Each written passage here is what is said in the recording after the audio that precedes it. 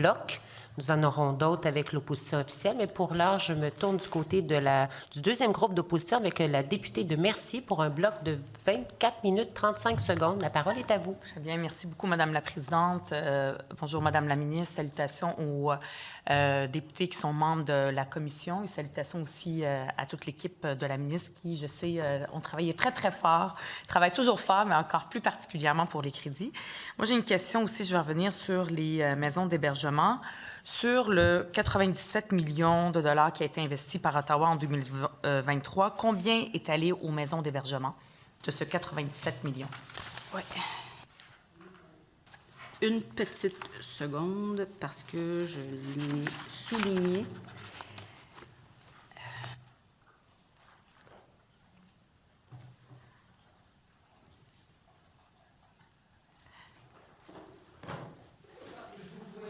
Je suis allée vérifier bien correctement. On n'est pas très... on est prévisible, je sais. Oui, non, vous avez raison, parce que effectivement, dans le 97,3 maisons, 3 millions de dollars qui découlent de l'accord Canada-Québec, il y a effectivement de l'argent qui va au tribunal spécialisé, oui.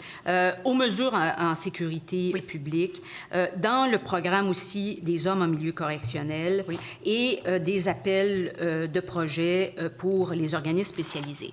On a pris la décision de ne pas investir dans le béton, dans le cas du 97 millions. Mais nous, au gouvernement du Québec, via d'ailleurs avec la ministre de l'Habitation, nous avons décidé d'investir dans le béton. Et en fait, je vous dirais que quand nous avons pris le pouvoir à 77 millions, nous sommes arrivés jusqu'en 26-27 avec un montant de 165 millions. On aura une trentaine de maisons de deuxième étape construites, ainsi que 4 maisons de première étape. Et dans le cas des maisons de première étape, elles sont également, là, il y a certaines discussions, et on en a 3 qui sont déterminées, une à La Sarre, une à Saint-Jérôme et une à Sainte-Agathe-des-Monts. J'imagine la présidente va s'assurer qu'il y a un équilibre entre les questions et les réponses, mais je peux comprendre que quand ma question est courte, la réponse peut être un petit peu plus longue, c'est normal. Donc, du 97 millions, il n'y en a eu aucun pour les maisons d'hébergement parce que vous avez pris ça dans d'autres budgets. C'est ce que je comprends. 0 $ du 97,3 millions avec de l'entente pour les maisons d'hébergement. C'est ce que je comprends.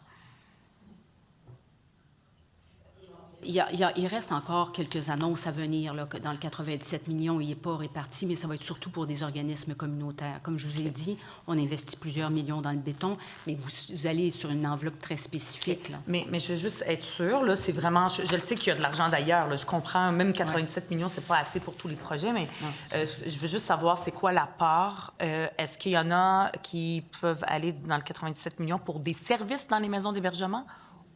Oui. Combien? Bien, bon, écoutez, les annonces et la ventilation vont venir. Là, je pense que ça fait à peu près 4 mois qu'on a reçu cette enveloppe-là. Mais oui, c'est bien sûr que cet argent, l'ensemble de cet argent-là va être dédié à contrer la violence à l'égard des femmes. Ça, je le sais. Puis une grande part pour les tribunaux est allée pour les tribunaux spécialisés. Donc, je voulais savoir... Ça, c'est le ministre de la Justice qui l'a accaparé, mais pour une bonne cause. Je voulais juste savoir pour le reste, ça va être quoi. Mais je vais suivre ça de près. J'ai peu de temps, fait que je vais procéder.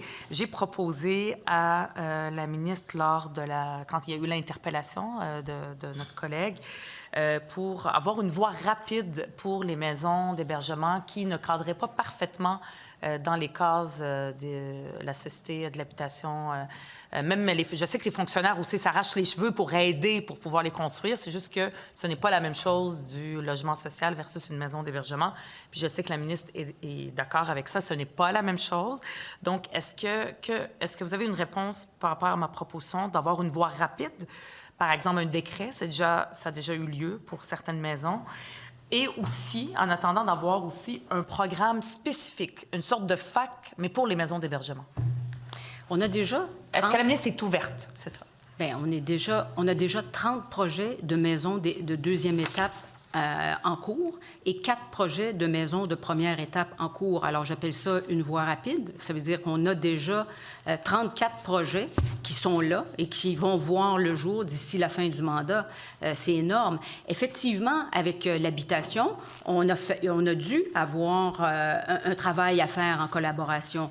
Je tiens à préciser que la ministre de l'Habitation a collaboré et qu'elle a bien compris c'est quoi la situation des maisons d'hébergement. Vous avez raison, c'est très particulier. Ça prend des mesures de sécurité particulières.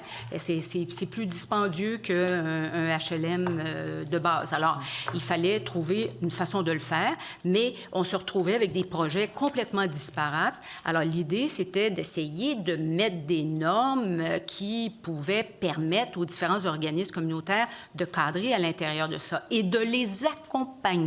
Merci, Madame la ministre.